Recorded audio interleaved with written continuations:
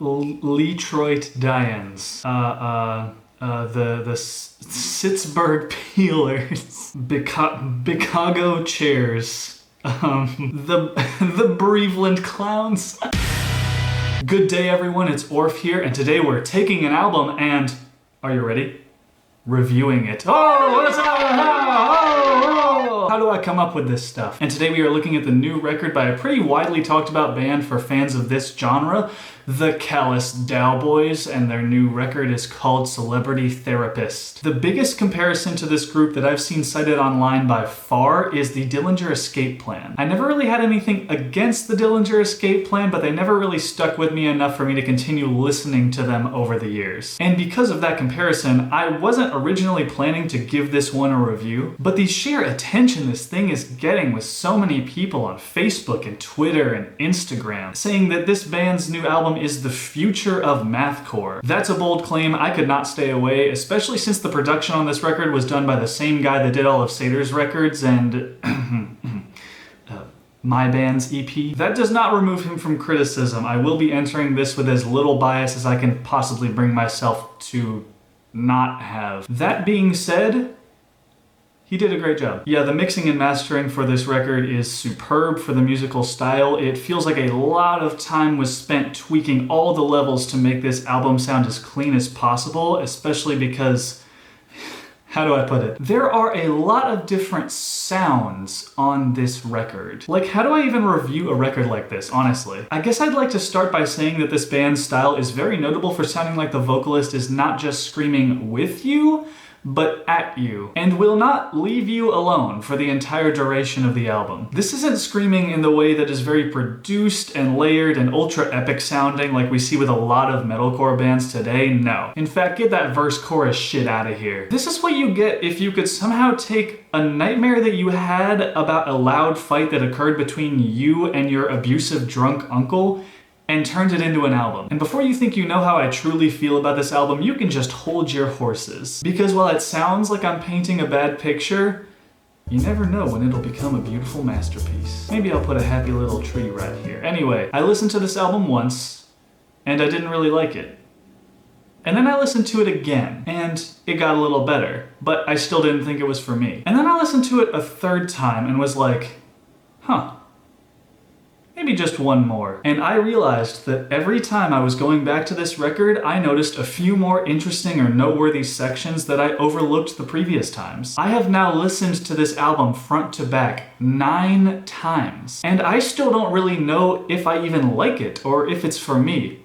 But boy, can I appreciate it. Every song on this album is so chaotically oversaturated with tempo changes, fusions of different musical styles, and wild transitions. But no matter how insane it can sound, I am always excited to hear what is coming next. On first listen, this is a complete mystery. I guarantee that you will not know where the song is going to go next. And you might not like where it ends up.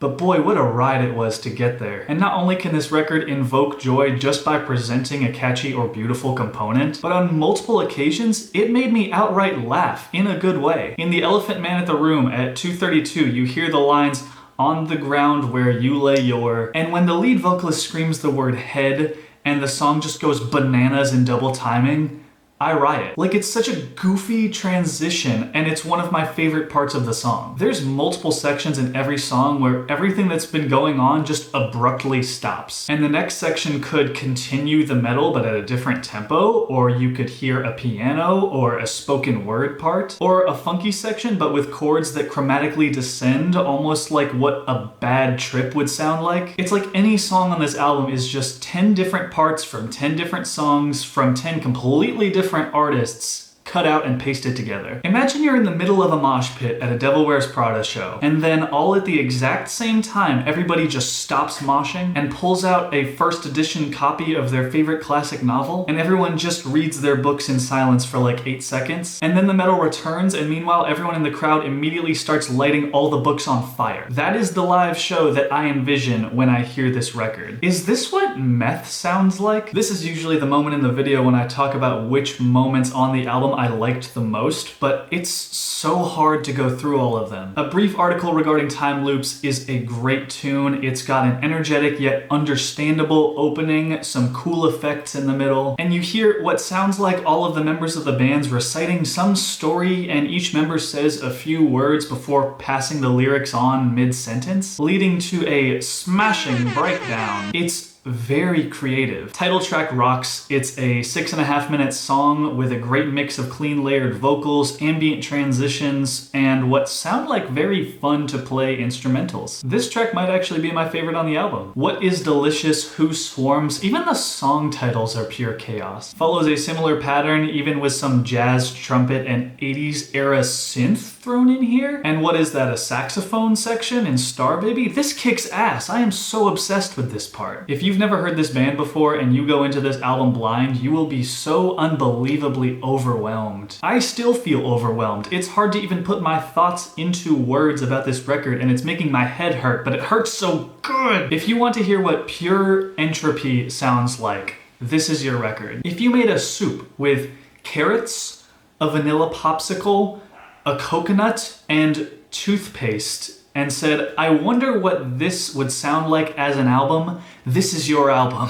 I love it, and I am confused by it simultaneously. It is a lot at once. The average listener will be completely engulfed in it, and I know that's not for everybody. I'm still trying to decide if it's even for me. But my opinion of it doesn't even matter at the end of the day. What matters is that I can see that so much effort went into this album in the recording process, and I know that there is an audience out there that will love this record. I say go give it a listen to find out if that's you. Great job, Callous Daoboys. If there is one record where I could go back in time and witness the creation and recording process of it, it would be this one. Okay, well, not just this one, but you know what I mean. Just the name Callous Daoboys gives you an idea of what you're getting yourself into. Guys, please release a song titled Pack Drescott.